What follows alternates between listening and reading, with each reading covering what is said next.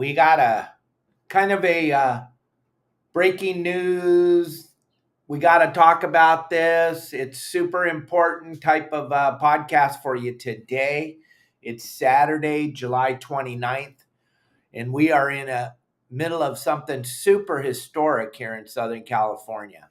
So we're going to talk about that. That's why we're going live on a Saturday. We normally don't do this, but I just thought with what happened yesterday and what's going on out here fishing wise, I thought this was super important to talk about it. Plus, I need some help from our fishing community down in San Diego. I need a big favor. I need anybody and everybody that's fishing for the next couple of days.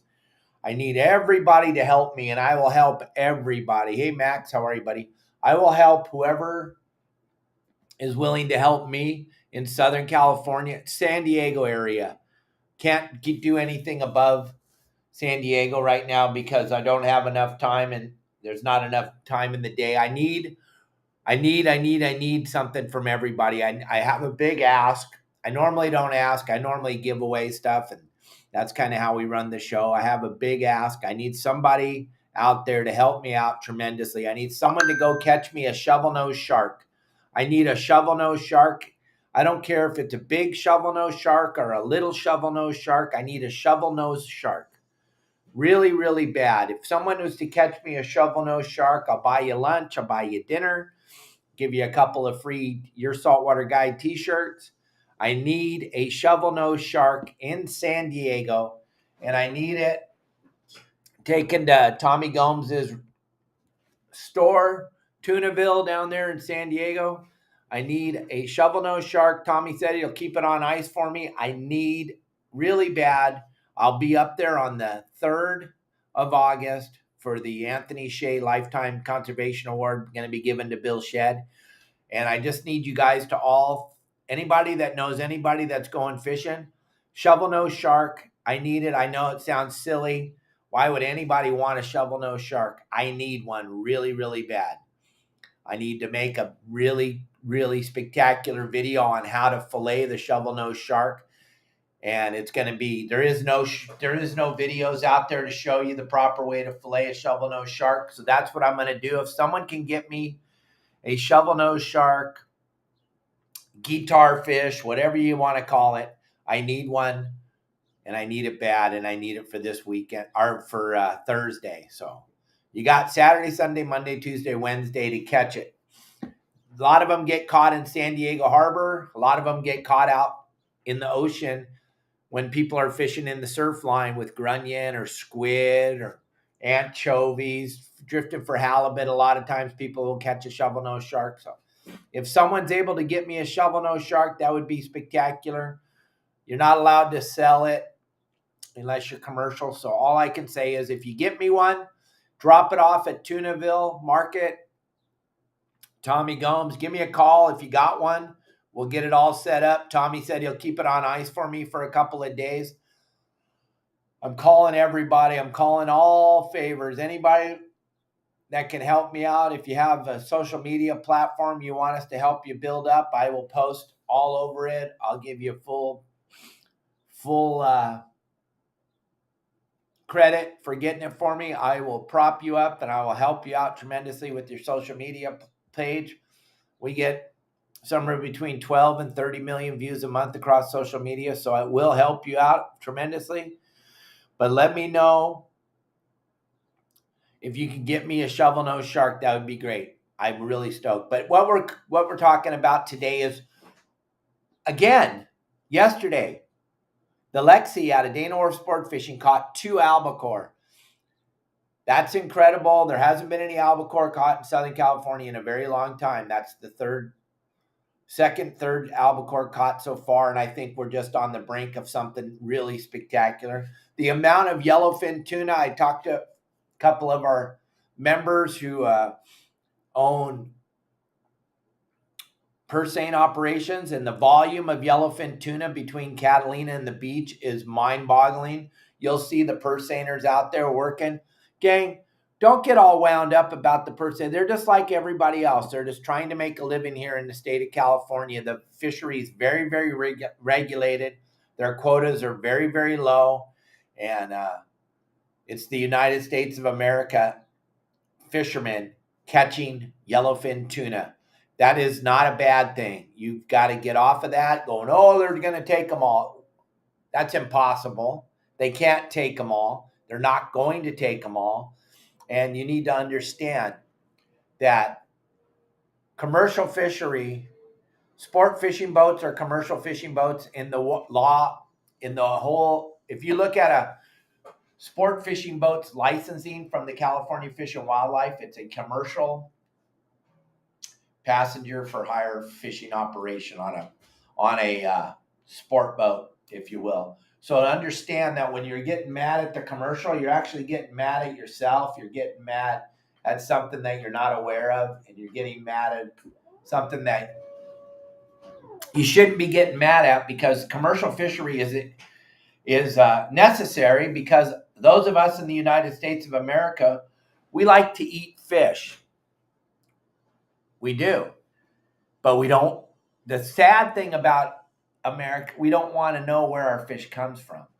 And those of you that are like, I don't want those purse seiners catching those yellowfin, those should be for us. For God's sakes, gang, they are for us if we just calm down and shut our mouths. They're going to go to feeding our families. They're going to go to those commercial purse seiners that are out there fishing. Those are United States flagged vessels.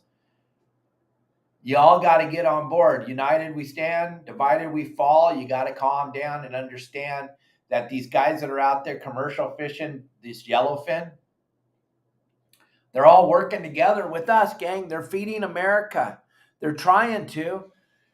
We had Tommy Gomes on the show a couple weeks ago, and he was telling you to know where your fish comes from. Well, when you see these purse seiners out there, quit complaining and quit being a bunch of crybabies. Oh, they're feeding America, gang. Calm down. They're feeding America. It's got to make you proud. It should make you happy that we're actually getting to commercial fish in U.S. waters, and especially off of California. You know how hard it is to do anything in California. And then to see these fine men and women out there working their butts off trying to catch that tuna to help feed the world. I thought it was super important to get on here and talk about it, because I've seen the post. I've seen the people complaining about it. You're not complaining about the right thing, gang. There is enough people with enough money behind them to try to close down fishing in any way, shape, and form in California, Texas, anywhere in the United States of America. They don't want us fishing. And then for us as fishermen to get on any type of social media and complain about fishermen fishing in U.S. waters, you got to relax, gang. You got to calm down. You don't understand. These are men and women just like yourself trying to make a living. It's not easy to commercial fish in any state, but especially in California. Especially in California. So when you're attacking the commercial fishermen in California, understand, those of you that are working on sport boats, those of you that are driving sport boats, and you guys are complaining about this, in the eye of the law, you are a commercial fisherman also, because your license says commercial sport passenger for hire fishing vessel. It's all the same. We're all together in this. Like my father used to stand up and tell everybody before we lost my father, he used to fight and fight and fight all these entities that were trying to shut down fishing. And whenever they would jump on the commercial, he would go, hold on a second, wait a minute. You got to understand, we're all in this together. So you got to be careful when your mouth is flapping, what the words are coming out of it, gang. You got to be very, very careful. Just like when people talk about closing calico bass or sand bass because they suck at fishing and they don't know how to catch fish, so now they're going to blame the fish instead of the lack of knowledge on how to fish, or their lack of ability to go out and find fish. Like that, we're talking about an historical thing that's going on right now that we haven't seen in a very long time. The sand bass, Barracuda fishing up in Huntington Beach, down down at the Coronados, down at the Tijuana Flats, pretty much everywhere except that one little zone there off of uh, Oceanside to Newport. That's like a dead zone there for some reason. And I don't know if it's because we're not really spending the time that we should be spending there looking. And it might be, I don't know. I can't imagine running a sport boat this time of year and going rockfish fishing. That just blows my mind when I see that. I don't understand it. It blows my mind, but I guess maybe I don't really know what I'm talking about. Only fish for a living for 48 years. But when you go and rockfish fishing in the end of July and the water's 72, I don't know. It's very strange, very hard for me to figure that one out. And then when you got anchovies on top of it for bait, maybe I don't know. Maybe I'm just missing the boat. But what we got going on right now is historic. The airplane flew around. We kind of touched on it a tiny bit on Friday, but we had John Bretza yesterday on the show, so we spent most of our time talking about Akuma, which he is the man. He's designed most of the good fishing products for Akuma, so it was good to have John on the show yesterday and talk about that. But we were missing out on what going on in Southern California. If you're not a member of my website, yoursaltwaterguide.com, you probably don't know about all this phenomenal stuff that's going on out here right now. Grab that QR code, become a member of the website, and you can check out our game plans. We send them out every Thursday at 3:30 in the afternoon. But the big news is this tuna goes from the Farallon Islands off of San Francisco all the way down to below Ensenada. There is tuna everywhere. Now, all of a sudden, the boats are seeing Dorado. Danny was telling me on Fish Dope this morning that there was a boat that saw massive school of Dorado on the 209 this morning. They're not biting. They just got here, just like that yellowfin. I've been talking about this for the last 3 or 4 months when we had all the rain, that come July, middle of July, the whole world's going to change. When we come out of this next full moon cycle that we're just coming into, when we come out of this moon cycle, gang, it's going to be absolutely incredible. It's already incredible. It's historic. It's historic sand bass fishing, barracuda fishing. It's historic bluefin fishing. The volume of yellowfin off of Southern California is historic. What the airplanes are seeing right now, what the purse seiners are catching right now, it's an historic amount. People are saying there's more volume out here right now than there was in 83, which was an unbelievable phenomenon that happened. I thought it was imperative to get on here and talk about this today and share. And now that we got more people on here, I need everybody's help. I need a shovelnose shark. I need a shovelnose shark. I need a shovelnose shark, and I need a shovelnose shark by Thursday. I got to have it Wednesday night is the latest, so I can show you all how to fillet it on Thursday morning. It's going to be a sick video. It's going to be super cool. I was taught by an old Portuguese fisherman back when I was a young man working on the reel fun out of Dana Point. The filleting techniques of how to fillet a shovelnose shark is absolutely spectacular, and I want to make that video, but I need everybody out there to help me. No, I still don't have a sharp knife, but I'll do my best. I'll try to cut it with a butter knife. If I could get a knife sponsor, maybe we could have a sharp knife. I don't know. We make about 150,000 videos a week, and I can't believe one company that makes knives doesn't want to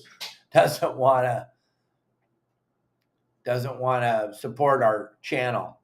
If you know anybody that has a knife company that wants to sell some knives, maybe you want to get them onto Your Saltwater Guide, and we'll make a video of me filleting that shovelnose shark. If somebody can be kind enough to get me a shovelnose shark, I can't imagine it's that hard. Go fish in the bay, go fish in the harbor, go fish the surf line off of Del Mar, or Scripps Pier, or La Jolla, or down below the harbor off the if you go out and fish in front of the Coronado Hotel, drift right outside the surf line, you'll get me a shovelnose, and then you can drop it off at Tunaville Market, Tommy Gomes' store there, and he's going to keep it on ice for me so I can make that video. But I need everybody. I need all of you to go fishing and try to catch that. If you get me one, I'll give you a couple free t-shirts. a free Your Saltwater Guide hat. We'll get you taken care of, I promise. I need a shovelnose shark. But let's get back to what I was talking about, historical fishing right now. It is insane that there's trickling of albacore. There's a lot of young people today, people 30 years are I got people that are 60 years old that haven't seen one, but there's a lot of people in that 30-year-old bracket that have never seen a live albacore. They're starting to trickle in. It's a whole different way to fish than it is when you're fishing yellowfin or bluefin. All the tricks are available at yoursaltwaterguide.com. You can go over there, grab that QR code I flashed up on the screen. You can go to my website. I'm making a series on how to catch albacore right now. You'll be able to see that. The neat thing about albacore is they like to bite the troll. So if you know the right trolling lures to use out there, you got a real good chance of catching them. Then once you get a hookup, there's a whole technique to how to keep the albacore around the boat. All these things are available at yoursaltwaterguide.com. But think about it, gang. There was 3 albacore caught in the last 3 days. I think we're just one day away from somebody getting a good score on those fish. That yellowfin tuna, when we come out of this moon phase, I think it's going to start biting really, really well. And then the barracuda and the sand bass. If you haven't been up there to fish out of San Pedro or out of Newport, Davies Locker, those guys are going up there day in and day out, just wailing on the fish. Finally got some stuff to catch, barracuda and sand bass. I saw one of the sport boats up there this morning at 9 o'clock in the morning. He already reported full limits of sand bass for 35 people. That's insane. We haven't seen this fishery in a very, very long time. Those of us that have been doing it for a very long time, we remember that was the bread and butter of the sport fishing industry. It's a very, very, very, very, very small amount of fish that you take out of the ocean with a fishing pole, a hook, and a line. You can't have an adverse effect. I don't care who you think you are. You're not that good of a fisherman. So don't get all wound up and don't try to close another fishery because we're finally catching some fish in Southern California. You need to relax. You need to understand that there are entities out there that their whole world revolves around closing fishing to everyone.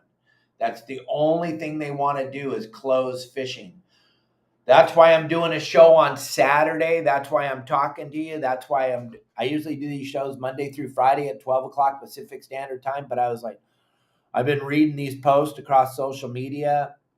I've been seeing the garbage coming out of people's mouths. And I'm like, oh my gosh, we're finally able to catch a few fish in Southern California. And then fishermen, people that fish all the time, are trying to close fishing. Gang, there's plenty of people out there that want to close it. You don't have to help them. Oh, I'm just worried about the fishery and I just want to make sure there's stuff. Gang, they're going to close it like they've closed everything else forever. So stop helping them. Stop helping them. If you don't think it's a good idea for us to catch fish, take them home and eat them, maybe you should not be fishing. Maybe you shouldn't go fishing. Well, I like fishing, but I just don't think they should be taking it. Shut up. Please stop talking. Okay? Stop talking. If you're a fisher person and you're worried about the limits that were set by scientists, then maybe you shouldn't be fishing. Like I used to tell people when they would come with me on the charter boat or on the sport boat, if this is bothering you so much that we're actually catching fish to take home and eat it, maybe you should start golfing. Maybe that would be better for you. Golf, and you could go save the golf ball and you could make sure that, and maybe you better go golfing on artificial turf because when you're walking on the grass, you have a tendency to kill the grass, and that would be terrible too. And like I've done seminars before where I talk about people that are worried about the fish and then they go home and they rip a tomato off the vine in their backyard and they got no problem killing a tomato. That's not even a deal. That tomato was out there in the backyard growing on that vine. It wasn't bothering anybody. And then you come along and rip it off the vine and cut it up into pieces and eat it. That poor damn tomato. Are you kidding me? That tomato did nothing. It did nothing. And you just killed a tomato because that's who you are. You're a vegetarian and you're a horrible human for eating a tomato. I don't understand. Well, it's the same thing. I like to eat fish, and I like to eat fish for breakfast. I like to eat fish for dinner, and I like to eat fish for lunch, and then I'll have a sensible fish snack in the middle of the day. Oh, don't tell me how much fish I should eat. Please don't tell me how much I should eat. The law says I can have 5 sand bass or 5 calico bass when I go fishing. Then I'm going to catch my limit. And if I get if I can't eat them all, my neighbors, they love fish and they're always constantly asking me if I have any extra fish. So relax, gang. Stop. Remember, every word that comes out of your mouth, there's someone out there listening. When you put it on social media, the whole world can see it. If you're a fisher person and you enjoy fishing, stop telling people that they shouldn't catch this fish or that fish. It's just ridiculous. I've been reading so many posts of fishermen on fishing groups and fishing websites that are advocates of closing fishing. I think that is the most craziest thing I've ever seen in my life. I don't know what happened to the world. I don't know why. Like my wife says every day when she turns on YouTube and looks at all the crazy, she thinks it's the end of the world. She thinks people have actually gone mad. I'm starting to believe it when I see these posts on fishing websites and fishing social media sites fishermen are telling people that they need to close this fishery and that fishery. Are you out of your ever-loving mind? We have an organization called CCA, which is a phenomenal organization trying to keep fishing open so that we can actually go out and fish with our families and have fun on the water. And then there's those of you that think it's a good idea to close more. Gang, they've already taken a third of the coastline. They've already taken a third of the California coastline. You can't fish in those areas anymore. And there's people that fish that think that's not I don't get it. You don't think that's enough. You want them to close more. What is wrong with you? Why are you fishing? Please stop fishing. Stop talking about fishing. Please take up the sport of golf and go save the grass. That's where those of you that are fishing and thinking it's a good idea to close fishing, but you fish, and then you're saying, well, I don't think it's okay to fish, and I think there should be more closure. That's why you need to go golfing. You need to go golfing and you need to save grass. I'm telling you right now. That'd be like my cousin who golfs a lot telling me, hey, I was out on the golf course yesterday and I was devastated by watching the people walk on the grass. Okay. All right. So gang, check out CCA. They're trying to help us. They're trying to keep things open to fishing, but be very careful what you post from today forward. Think about it. A lot of people watch our show every single day. We get thousands and thousands of people watching the show live. There's so much good with fishing. It's just a phenomenal sport. It brings families together. It brings children together with their grandparents or their fathers. It's just an awesome activity to go outside and actually be in nature and get to go fishing and then even take the fish home and eat them. Stop trying to help them close fishing. Please, I'm begging you. If you like to fish, stop talking about closing fishing because it doesn't make any sense to me. And I got off on a tangent and I really just wanted to talk to you about all the really cool things that are going on right now. We talked about this on the game plan. The game plan's already out. The people that follow my game plans are out there executing the game plans today. So we can share a little bit of information that gets shared every Thursday. Right now, if you go offshore fishing, you've got a potential to run into yellowfin tuna, bluefin tuna, dorado, and yellowtail anywhere. There is no set spot. There's no set area. You can literally leave the harbor, drive 2 miles off the beach to where the drop-off is, where the water drops down to 3,000 feet, and you can literally start looking. And you can literally find some of that fish anywhere right now. It's not held in by a fence. It's not held in by the water. There's not any real break in the water like there were in years past where the fish wouldn't go through the break areas. This purple, blue, aqua colored water is everywhere in Southern California. Yeah, as you get up into the shallows, you start to get that greenish colored water that's not as clean as the water off the drop off. But that tuna and stuff can still be in that little bit of off colored water. My good friend Cubby told me a long time ago, don't get worried about the color of the water for the tuna. They don't care. They'll swim right through that dirty water. And he's right. They do.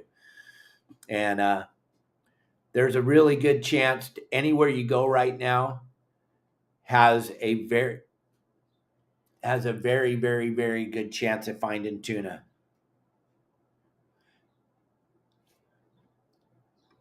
And you know what? The commercial fishery is very, very regulated in California. But you know what? United States still is going to want to eat fish tomorrow morning, and you're not going to catch enough with rod and reel.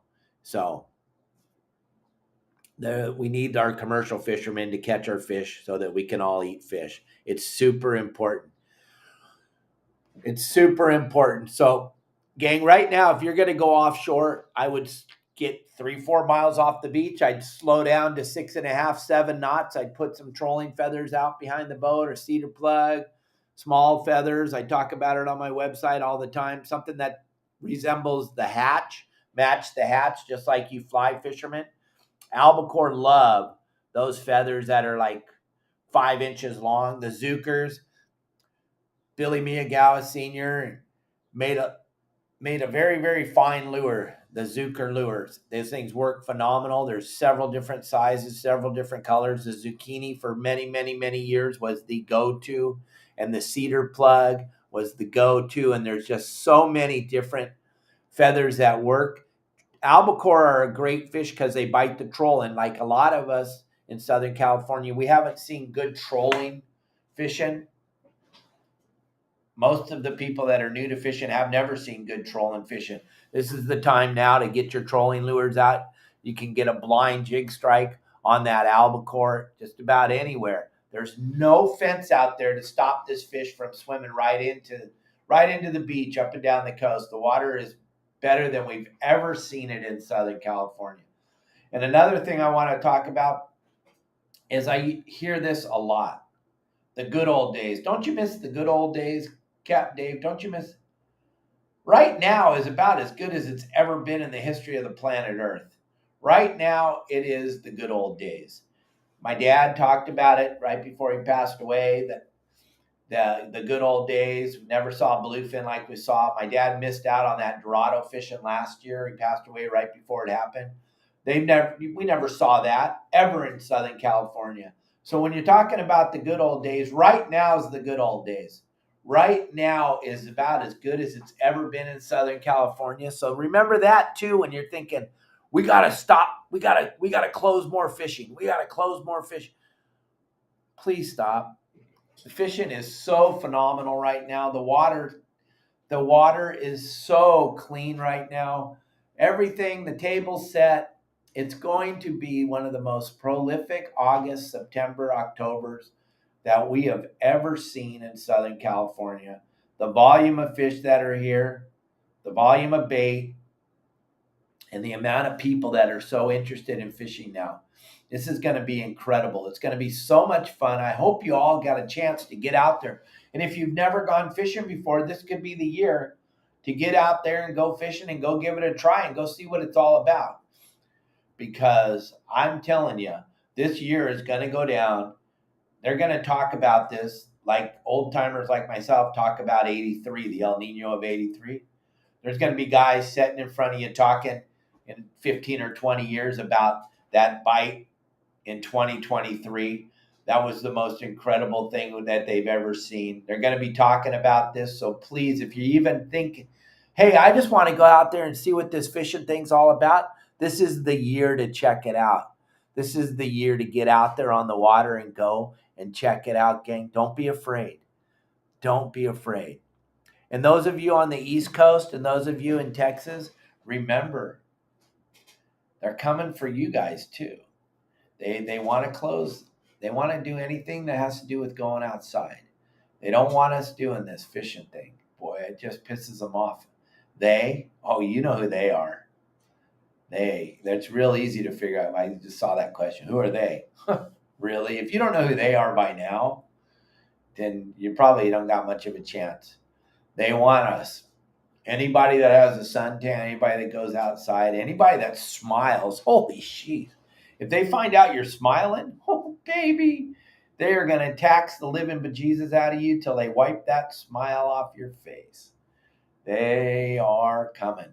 So don't help them. That's all I'm trying to say, gang. I was just reading too many posts this morning, and it just pissed me off so much. I'm like, I got to do a Saturday show.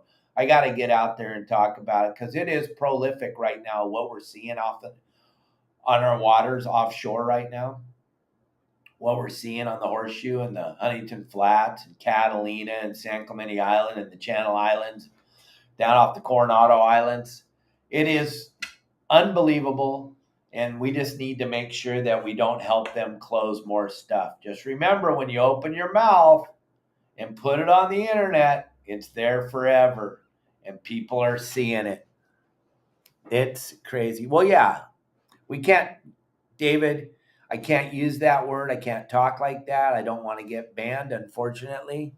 I have too big of a social media presence to talk about those words because it'll get you banned forever. But yeah, it was silly that they did that. The whole thing was silly if you think about it, if you play the tape all the way through. And the whole thing was silly, but we can't talk about it, my goodness. So, gang, this was just a quick podcast to let you all know how prolific this thing is that's going on offshore right now and how much fun it is and how really, really good it's going to get. It's going to get to that historic level like you guys can't even comprehend, because I get reports from long range boats. I get reports from airplanes and helicopters and stuff that people are seeing, and everybody's talking about volume like they've never seen before. And I know you've heard that over the years, but get ready. You're going to see 82, 83 degree water. I mean, it's already in the 70s, gang. And if you think in the beginning of June, it was in the 50s. It was in the 57, 58 in the beginning of June. And now we're talking 71, 72 degree water offshore at the islands and stuff. Watch how fast it jumps up to 80.